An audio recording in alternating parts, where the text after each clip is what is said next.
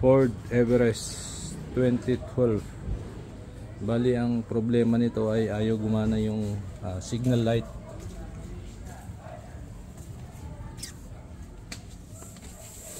Ito, pindutin natin yung sa hazard. Kaya isa lang yung gumagana, yung sa kanan, sa kaliwa ay wala. Tapos subukan natin yung turn right. Yan, meron.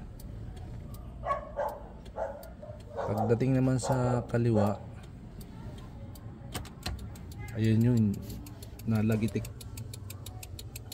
So ang problema nito ay yung relay, yung flasher relay.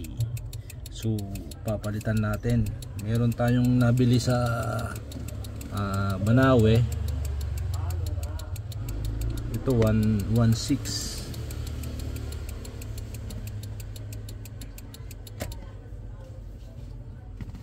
So papalitan na natin yung kanyang relay. Ito, bali nasa nandito, kikita nyo yung pedal diyan sa gilid ng clutch. Andito yung, ayan yung relay na papalitan natin.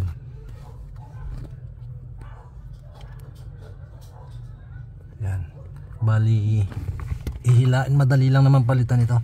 Hihilain lang natin ito kasi nakaklip lang. Yun. Tapos ito ay tusukin lang ng dali.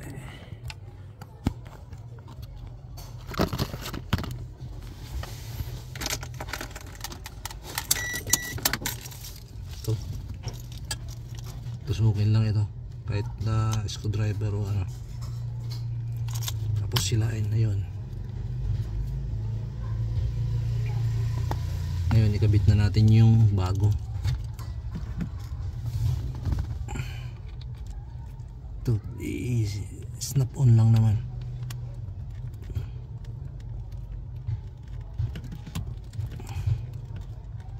Okay, yun. Tapos isuksok natin doon sa clip.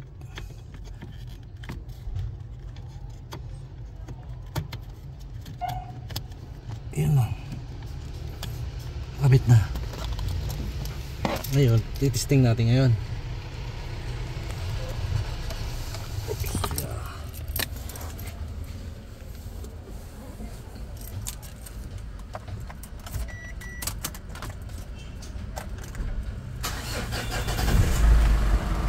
Testing natin ng hazard. Ayan o.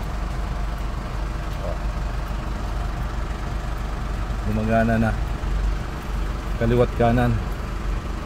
Tayin natin yung hazard. Testing natin yung signal light pa kanan. Yan, meron na siya. Kaliwa, ito kaliwa. Yan, meron na.